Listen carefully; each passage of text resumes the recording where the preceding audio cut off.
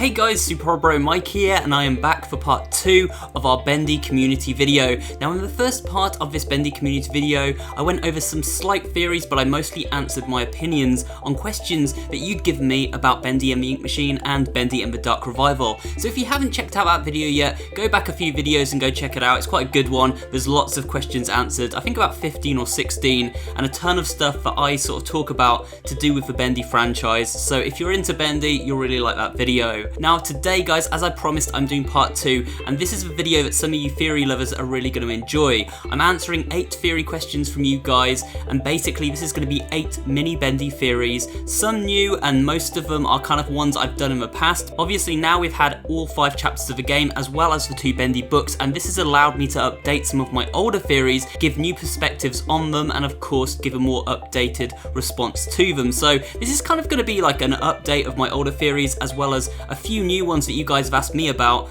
and just a great community video where we're diving into some theory talk as you enjoy on this channel. But with that said, let's dive into theory number 1 and get started with these questions. The MHA asks, the biggest question for me is, how does ink work? You were saying that ink lives even before the soul is attached to it, and you were also saying something about ink slugs that, correct me if I'm wrong, go inside people's mouths?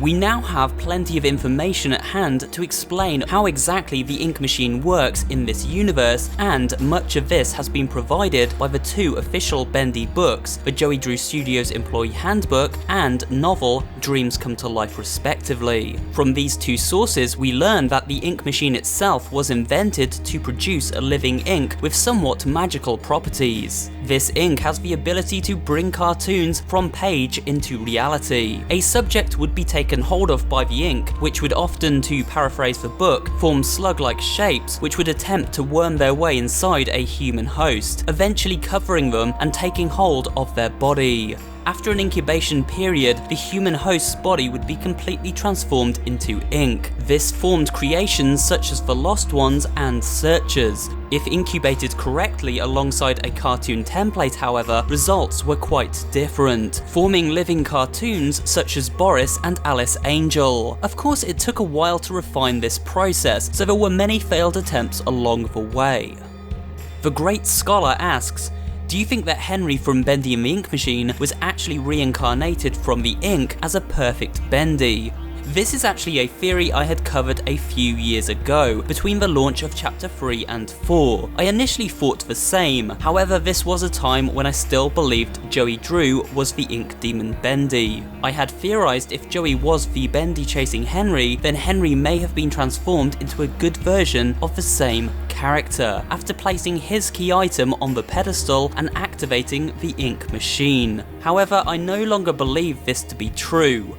What I do think happens is that Henry begins to transform into something ink related. The ink seems to be communicating with him as seen in his hallucination sequences. It even reaches out to take hold of him, as we can see here in this cutscene during chapter 4. And we see messages such as this one scrawled across the cracked mirror, which suggest Henry is disgusted and confused by his new appearance. So while not Bendy, Henry does seem to have become an inky creation of some kind. IHS Comics asks, who made the projectionist? Is he a lost one? Is he an inky slave? It sounds like he has shackles on his feet every time he walks on wooden ground. Sheesh, we need another projectionist video. All hints we are given point to Norman Polk as the employee inhabiting the body of the eerie projectionist. We know he was the studio projectionist for one, and not only does his character have a projector for a head, his entire lair is built out of projectors running clips from the old Bendy cartoons. And we find an audio log from Norman within the projectionist level too. The audio log details how a projectionist likes the dark places and is always watching, 2 traits synonymous with this horrifying enemy type.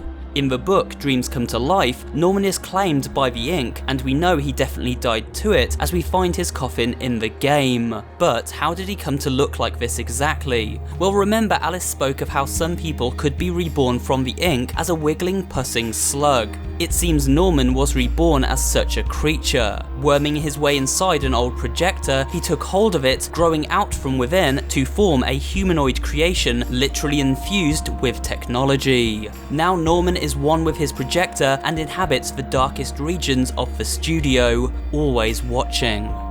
Hunter Plays asks, "My question is, do you think Henry fell prey to Joey, other than being trapped in a cartoon and abused through his work? What I mean is, how did he fall prey to being trapped in this cartoon hell? Did Henry die at Joey's house with that ink machine? When Joey said come back to the old workshop, was that Henry being pulled into his plan and taken by the ink machine at his place?" Yes, I think it's almost certain Henry was another one of Joey Drew's victims. The letter he received from Joey was intended to lure him into a trap. I have often spoken of how I believe the studio Henry explores in the game is a simulation taking place within the ink machine Joey has at his apartment in the real world. The most obvious signifier for this is how realistic Joey's place looks compared to the cartoon aesthetic of the studio. When Henry turns his back on his old friend at the end of the game to journey to the old studio, he never actually arrives there. I mean, this studio isn't literally outside of Joey's front door now, is it? So we already know this scene represents a time lapse. But it also represents a transition into Henry being reborn after death. After turning away from Joey, I believe Henry was knocked unconscious by his old pal. He never actually leaves the apartment. Joey then covered Henry in ink, which took hold of his body and recreated him inside the ink machine in this apartment, explaining Henry's visions, the cartoon look of a world he explores, and why he is reborn inside Joey's apartment in exactly the same location over and over again. We never actually see Henry entering Joey's apartment for the first time in response to the letter, only his rebirth and subsequent re-entry into the machine. Another question from Hunter Plays was one I wanted to answer, as it's something many of you have asked for in the past. This is more of a statement to solve a theory than anything, but do you think Henry was the one to board up the machine? I can't remember if there was a theory about Henry doing it, but if this is a repeating cartoon, then other Henrys could be there. It's interesting to imagine the idea of Henry from a past loop trying to save himself from accessing the ink machine and meeting Bendy by boarding up the entranceway. However, I don't personally believe in this concept. If this had happened, then the doorway would be boarded up from the beginning, as much like the secret messages, Henry would have already tended to it in a previous loop. So this is an action very much set up by another character inhabiting the same loop at the same time. Who is this character? It's a tricky question to answer. I had made a theory on this a while ago, but I'm not so sure on parts of that since the arrival of the Bendy novel. Still, check it out if you are interested, as it's a fun video. For now, all we know is the person who did this was barefoot, so this suggests perhaps it was simply the work of a lost one who is trying to prevent things from getting too out of hand. Luke Palmer asks, if Bendy saved us from the projectionist, then why was he chasing us before that? Bendy certainly seems to remember Henry as his creator at points in the story. There are moments in the game such as this one where Henry hides in the darkness of this vent, where Bendy appears to acknowledge his presence but doesn't attack. However, for the most part, Bendy does attack Henry and is hostile toward him. He doesn't possess a soul and so feeds on the souls and inky flesh of others, growing stronger each time until he takes on his Beast Bendy form. The encounter with the projectionist at first seems like Bendy is coming to our rescue, but in reality it's likely just a coincidence. Bendy had been tracking Henry since his encounter in the vent, and so was inadvertently led to his aid. After killing such a large predator, Bendy doesn't bother with Henry, as he seems like he'd rather return to his lair within the walls of the studio to feast on Norman's remains and grow ever stronger. At least that's how this sequence plays out to me now after completing the game. Programmer asks, in Bendy and the Ink Machine, the Fisher is holding a sign on his chest that says liar. Do you have some theories about the design choice and if it matters in the story of the game?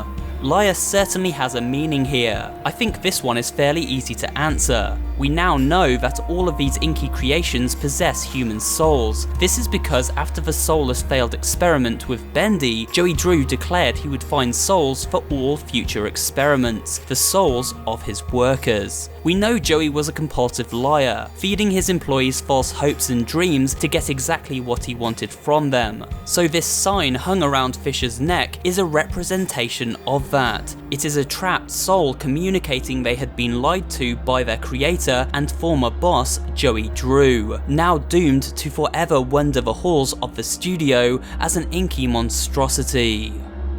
Cindy Robinson asks, when it comes to Henry's involvement with the studios, do you think he knew what Joey was up to? As it seems there was some level of friendship, you would think they wouldn't hide such things.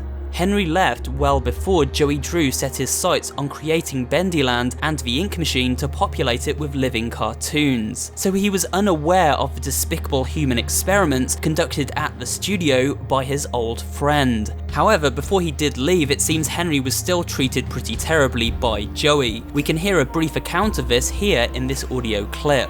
When I agreed to start this whole thing with him, I thought there'd be a little more give and take. Instead, I give, and he takes.